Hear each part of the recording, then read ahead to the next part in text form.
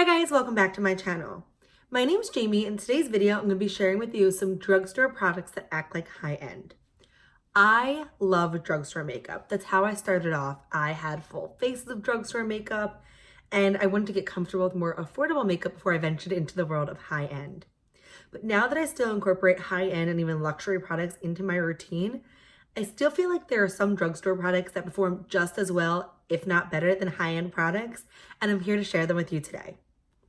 So I'm going to start out with a few of the products that I'm wearing today, and on my eyes, I have strictly Colourpop eyeshadows. I have a full palette of Colourpop single shadows, and I still have more on top of this.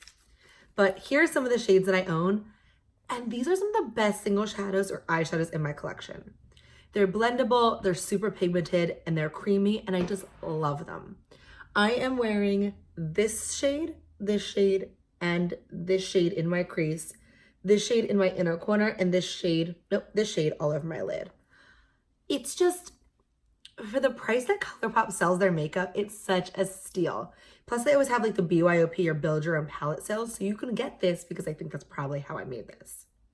I'll do a swatch of some of the colors so you can see how absolutely pigmented they are. But some of my favorite shadows in my collection come from Colourpop. They're just something else. So there are some swatches. I did 2 mattes and 2 shimmers.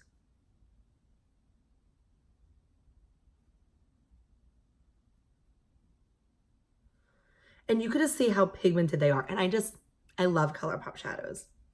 If you're not a single shadow kind of girl, they also have great pressed palettes. My favorite pressed palette is Dream Street, which is a collaboration with Kathleen Lights.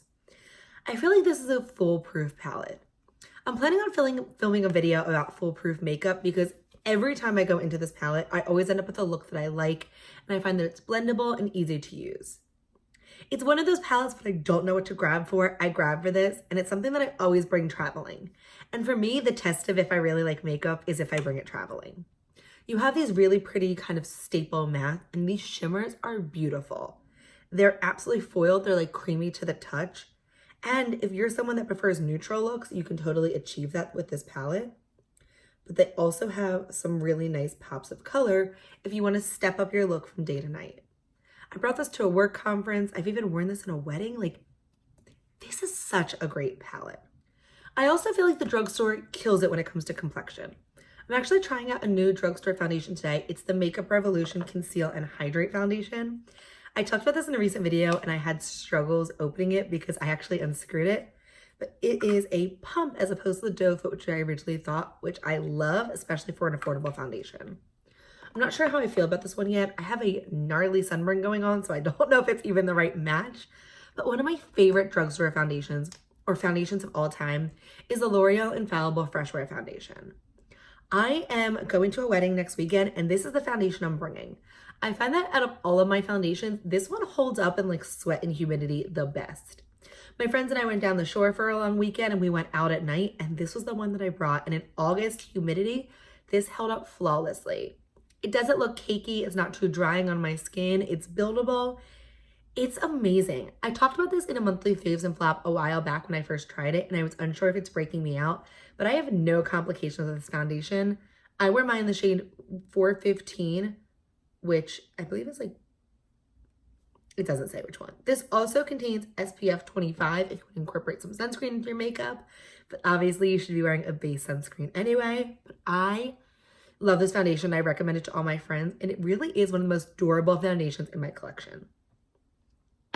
I also have 2 drugstore concealers that I am over the moon about.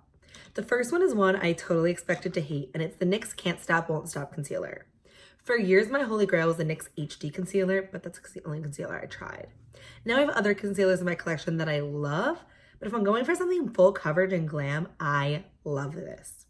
The foundation has this, or the concealer has this teardrop applicator. It's kind of like a slanted doe foot, and I find it really easy to get under the eyes and get precise coverage. It's full coverage, but it doesn't look cakey and unnatural, and I've worn it without foundation, and I've still never had a problem. I have mine in the shade Vanilla, and I love this. I was skeptical to try it at first because I know the Can't Stop Won't Stop foundation is like really matte, but I don't even have to set this concealer, and it looks foolproof. Another newer drugstore concealer that I've been loving is the e.l.f. 16 Hour Camo Concealer. This one is a little bit more full coverage than the NYX Can't Stop, Won't Stop. Right, that's what it's called. Yeah, the NYX Can't Stop, Won't Stop one. But I also find it slightly more hydrating. I have mine in the shade Light Peach, and it comes on this giant doe foot applicator. I love it. I find that it has more of a tendency to crease than the Can't Stop, Won't Stop, but it's still not like crepey looking. I find that looks hydrating, which is something that I really need because my dryness is really accentuated under my eyes. And I love this, and it's one of the most affordable and best concealers in my collection. If you've watched any video on my channel, there's a good chance you know the next product that I'm talking about. And it's the Essence Lash Princess False Lash Effect Mascara. I have repurchased, I don't even know how many of these. It's one of those things that every time I go into Ulta, I pick up one of these to have on backup. I did a few hauls this summer where I tried out some higher end mascaras. I got the NARS Climax and the Hourglass Caution, and I still feel like this is the reigning supreme. It's better than all high-end mascaras and drugstore mascaras that I've tried, and Essence is so affordable and always having like a buy one, get one half off. If you're looking for a mascara that adds length, volume, without looking clumpy, get the Essence Lash Princess False Lash Effect Mascara because it is holy grail status for me. Another Essence product that I really like is their Metal Shock eyeshadows. I have mine in the shade 1 Second to Mars. I don't think these are a dupe. No, they're not a dupe for the Stila shadows because they're not glittery.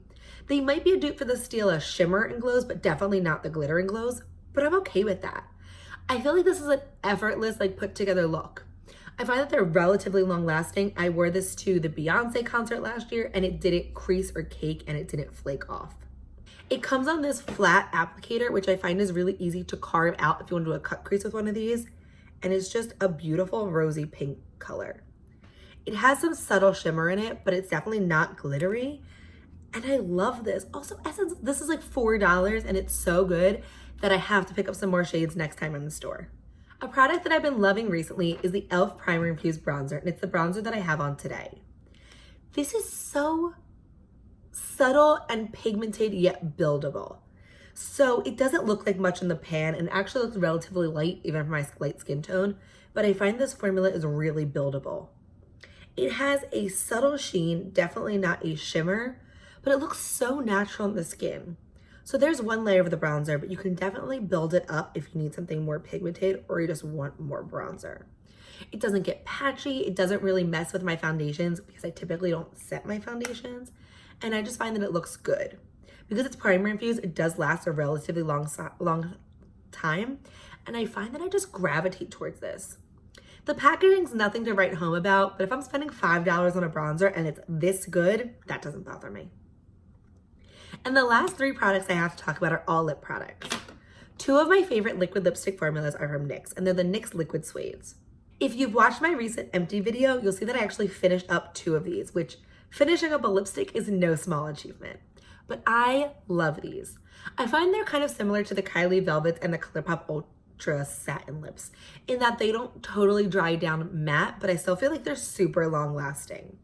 I've worn this shade Cherry Skies out for New Year's and I hardly had to reapply.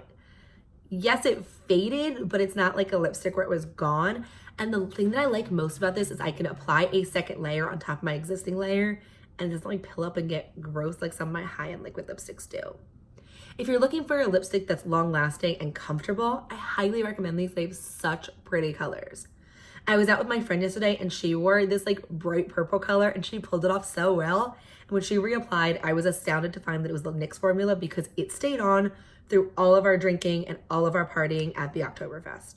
The last product is the lip gloss that I currently have on. It's the Milani Keep It Full Nourishing Lip Plumper.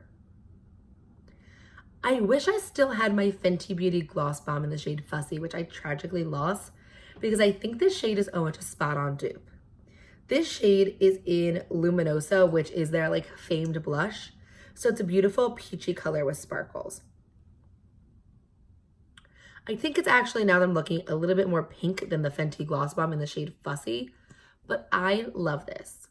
I'm wearing it over top one of the Tarte lip paints today, but I wore this by itself yesterday and I love it. It does have that tingling sensation of a lip plumper, so if you're not someone that likes that, you're definitely not gonna like this. But if you can pull that aside, it's such a nice gloss. It's not really that sticky, especially for the lasting power. And I like the fact that it's more a sheer gloss than something that's overly tinted. They have a bunch of colors, and I love the big doe foot applicator because you can really cover your entire lips. And I find that it just smells really minty and fresh, and it's just such a nice lip gloss. I've tried the e.l.f. lip plumping glosses, and I find that they mostly break on me, but they also don't have the feeling and the longevity of this gloss. The e.l.f. ones are definitely more tingly, and I feel like they just don't look as glossy, but this one is so good. I think it's a newer product from Milani, so if you're at your local drugstore, I highly recommend checking it out. But that's gonna wrap it up for today's video. Let me know what drugstore products you also think perform like high-end, because I'm always interested in finding those hidden gems. If you like this video, I hope you'll consider giving it a thumbs up and subscribing to my channel. I post new videos every Monday, Wednesday, Friday at 9 a.m. Eastern Time, and I'd love to have you join me next time. But that's gonna wrap it up for today. Thanks for watching.